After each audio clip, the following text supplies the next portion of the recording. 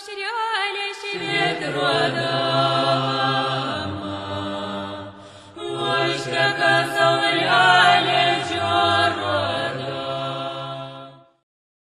my name is Rennie Jackman. I'm a student at UIC. Please introduce yourself. I am Goda Misunas, and I am principal of Lithuanian School here in Lemont. And I'm not gonna tell my age, but I was born in Lithuania, and I'm here, live in Chicago for 22 years. We came in 1997, and was one daughter. She was 3 years old. Aww. And we lived in Wisconsin. Oh, okay. Yeah, and then son Thomas and Laura was born here in the United States. Okay, so how did you feel the difference between Lithuania and Wisconsin? Was it a big difference or? Of course, we moved in 1997, just 6 years after we got our independence back, and it was very difficult time then. And I was a graduate after college, and I didn't get a job, and we've been struggling with economic problems, no money, not enough money, and I did want a green card, and I said, okay, just our card, just go there and try to America. Okay. Yep. And how did you like it? Very much. Good. Very much. So what do you do here at the Lithuanian World Center? I'm a principal of Mironis Lithuanian Community School, and we do have culture school. Kids come not just to learn Lithuanian, but we teach history, about dance, about singing, songs. We do have religion classes, just everything what we know about Lithuania, we're trying to give kids, and we want them to love Lithuania. Of course, there are some kids very speak little Lithuanian, but the love for Lithuania is the most important thing for us to give. Yeah. Okay. So what did you begin doing? Like when you first came to the World Center, what was the first thing you did? Would you start as a teacher or a principal? That's a good question. Because in Lithuania I got with degree of veterinarian.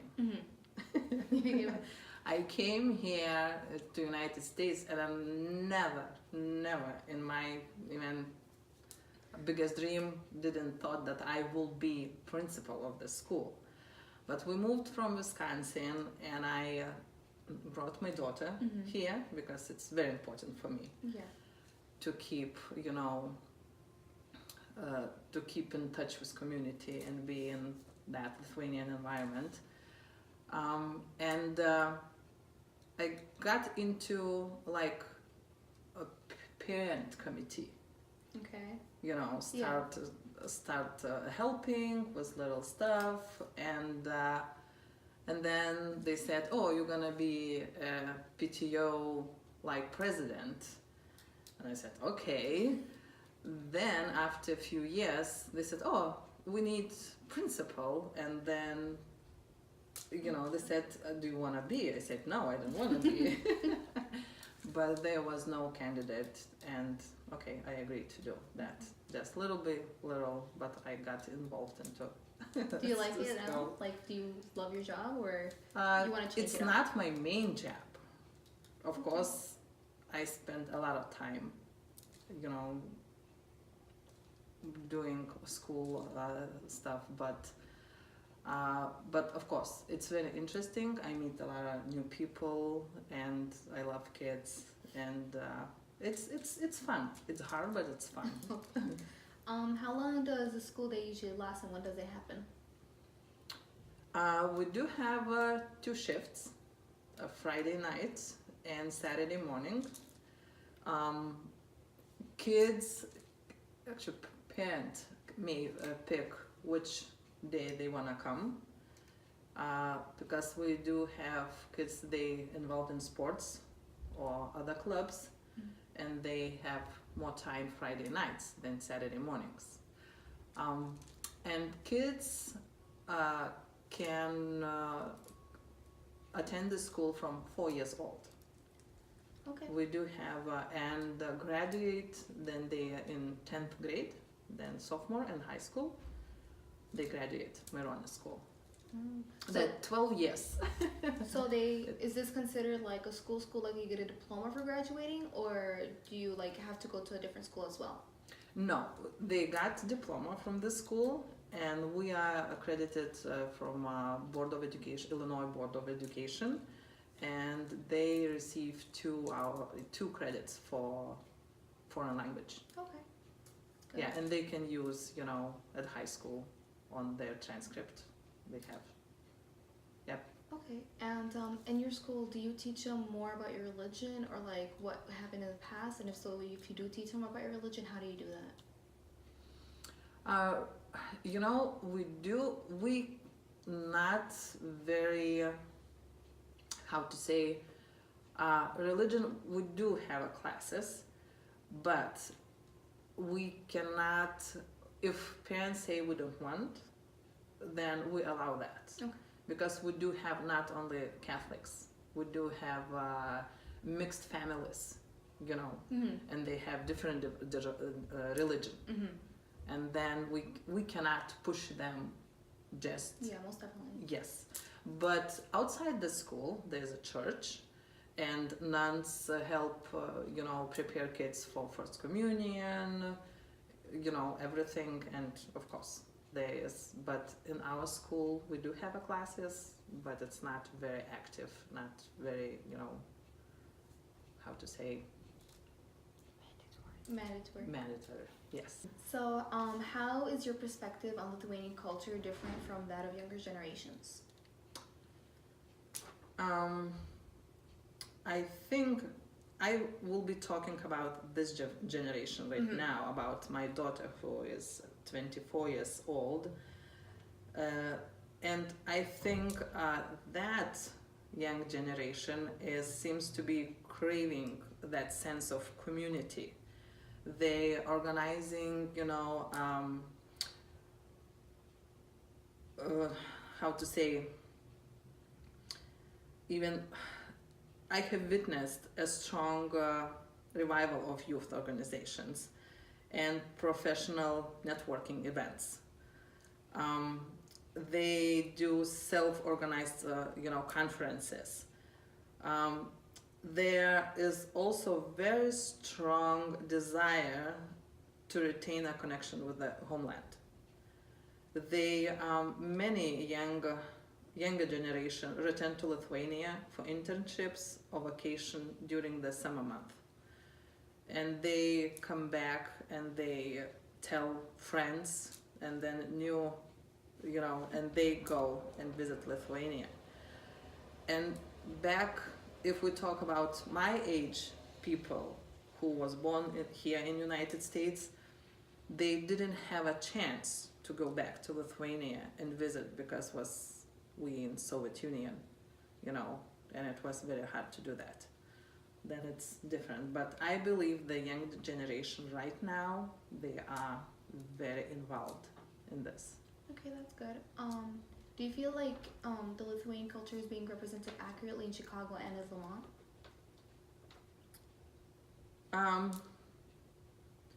Actually, yes, because I believe we have. I could be mistaken, but we have close to 500,000, all around in, not only Chicago area, but around Wisconsin, Michigan, other states. And I believe that, our culture is being presented accurately.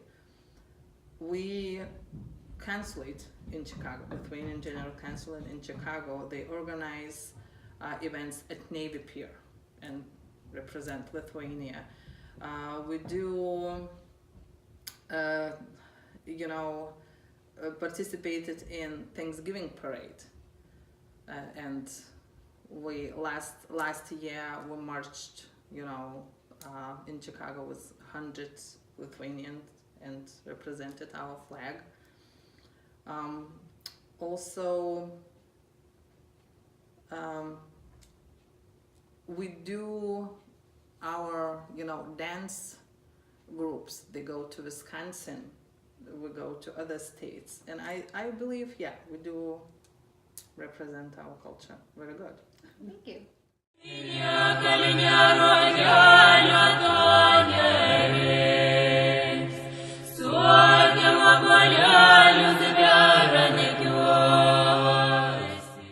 Hello, my name is Rennie.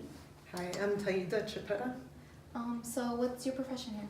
I am a teacher and administrator in the high school part of the school. What do you teach? I teach cultural art for 9th and 10th graders. I have 72 children. Wow. How often do they come? So they come once a week on Saturdays, and our classes range from 30 minutes to 45 minutes, depending on the week. And in your classes, what do you mainly focus on? Just cultural art. I bring in Lithuanian artists, talk about them, their styles, and then we do some sort of an art project. Do you always picture that Lithuanian culture is being represented well in the school and in Chicago and America itself? I think overall it is, especially with the different waves that have come in. Each wave of Lithuanians has represented it to the best of their ability, and also kind of spruced it up and given it another kickstart or jump start.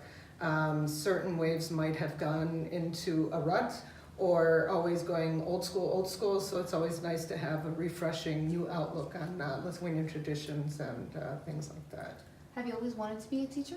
Actually, yes. Even though when I was at UIC, I went through several majors and I came full circle back to being a teacher. So when I was in 2nd grade, I'd play school after school, and that was weird, but and I still became a teacher. So have you gone back to Lithuania, or do you plan on going back soon? I have been in Lithuania 3-4 times, and I do want to go back sometime in the future. It's always hard to figure out timing, but kids are both going to be in college, so I think I'll have a little more free time to spend time for myself. So were you born in Lithuania, or were you born here? So I was born here, my mom was born here, and my father was born in Germany as my grandparents were running out of Lithuania. Okay, and if you don't mind me asking, what year did you guys move here? To Lemont area, or? To America. My grandparents and great-grandparents came in the 1940s. So they were in a DB camp in Germany, and then they transferred to the States. Wow. How long have you worked here at the school? So I've been at the school, this is my 20th year. I worked 10 years as we moved into the building in the late 1980s with 2nd grade. And then I took a break, had a family, and was coaxed into coming back, and now I've been, this is my 10th year in the high school. Wow. Other than the Lithuanian Center that you work in as a teacher, do you work with any other organizations?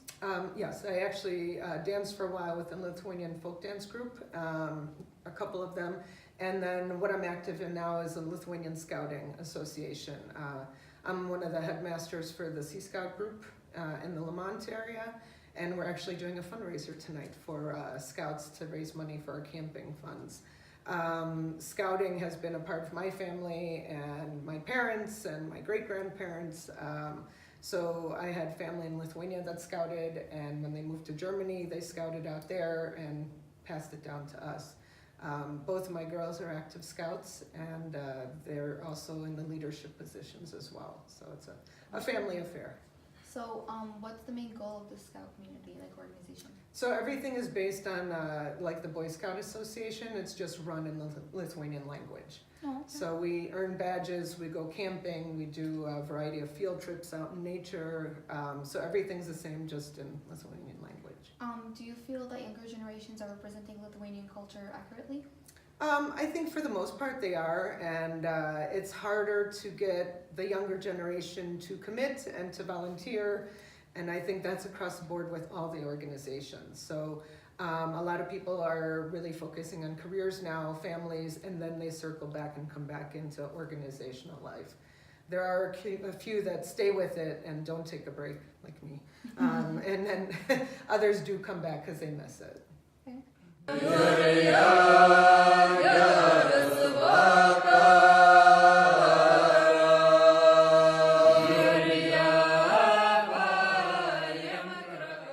Our main gallery was named after the previous director, Dalia Szlejniena. She passed away in 2014. She was instrumental in acquiring art and really putting this museum on the ground in the basement. And the gallery's name, we don't really have a name for the gallery. We call it our concert gallery because we have a lot of events that take place here, intimate musical concerts, poetry readings, small theatrical productions, but it houses some of our oldest works of art that do rotate. Viktoras Petravičius is one of our more prominent Lithuanian artists. He worked in woodblock prints, specifically colored woodblock prints. He also did paintings in acrylic and oil. This particular set of woodblock prints are representative of what he remembered from Lithuania. Eleonora Marčiulienė is a prominent Lithuanian ceramicist, and this particular set of ladies represents Lithuanian dancers. The 12 Apostles is by Ipolitas Užkurnys, who is one of the more famous Lithuanian wood carvers. This particular work is made out of one piece of wood, one very large trunk of a tree, and it represents Christ in two poses, upside down and also resurrected on top, and it has all the 12 apostles in it.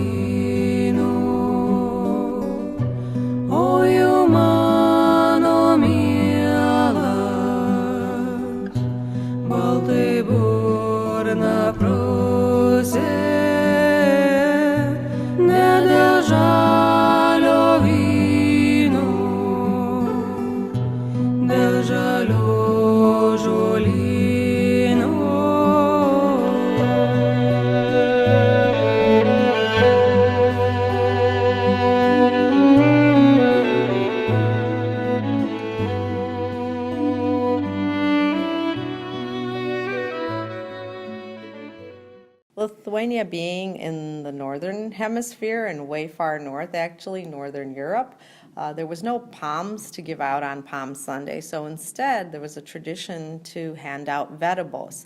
I don't know the English word for them, but they're handmade out of dried flowers, and that's our tradition for Palm Sunday. It's tradition that the parents of the bride present the young bride with a chest, and it's called a kraitis, and it would be elaborately decorated, carved, and painted. Inside there would be linens and household items the bride might need in her new home. Behind the chest is a mannequin with a Lithuanian costume on, and that represents a woman that's already married. She would have the headdress on, which once a woman got married and got older, it was customary for a woman to cover her hair. Lithuanian Easter eggs are called margučiai, and they have like 2 or 3 different techniques. Basically, it's a reverse wax process where you put wax on the egg and then you dip it in colored dye, and then when you remove it, you kind of melt the wax off, and that remains a relief. The other way to make them is a scratch technique where you dye the Easter eggs, and then with a very fine knife you scratch out the design. Traditionally, Lithuanian Easter eggs are only dyed with natural dyes, so things like red onion, beets, things like that.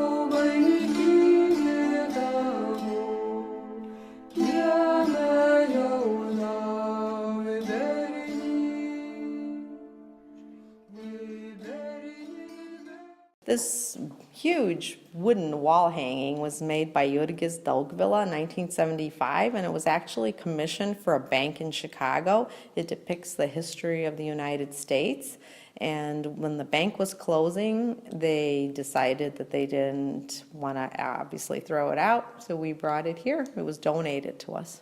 These wooden portraits were also carved in Lithuania, and they represent the Grand Dukes of Lithuania, the first one being Mindaugas, who is not only a Grand Duke, but he was our first and only king. The reason why Lithuania only has one king was in medieval times, or even before medieval times, the only person that could crown a king was the Pope.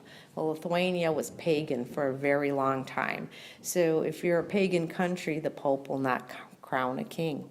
Mindaugas did talk his countrymen and the rest of the Grand Dukes into being baptized, and once he was baptized, the Pope did crown him as king. Vytautas Didysis is probably our most famous Grand Duke. The reason why is he defeated the Teutonic Knights in the Battle of Grunwald, and he ruled Lithuania for approximately 40 years. In Lithuanian culture, the pensive or sorrowful Christ is a common theme, and it's just Christ sitting usually by the wayside on a bench or under a tree, thinking, contemplating life. This is a wood carving by Vytautas Majoras. He was born in 1930, and in Lithuanian it's called Vilkų kampas, which translates into the wolf corner. And it represents the Lithuanian Grand Dukes and Lithuanian history. This is a good representation of a koplytstulpis, which is a wayside cross. In Lithuania, it's traditional, if you have some land, a farmer, to put a wayside cross by his property. And there's different styles depending on what part of Lithuania you're from. If you see a wayside cross that's just standing alone, that means the farmer or the owner of the property, that's his cross. But another person can also come and put a cross on your property with your permission, and those crosses will have a little fence around them. So that's how the denotation is, if it's your cross or somebody else's cross. Lithuanians celebrate Mardi Gras in a different way. They put masks on and dress up as goblins and scary people, and usually there's a big bonfire involved. Here's some representations of masks. They're all carved out of wood. They don't necessarily have to be that, but it's pretty traditional in Lithuania.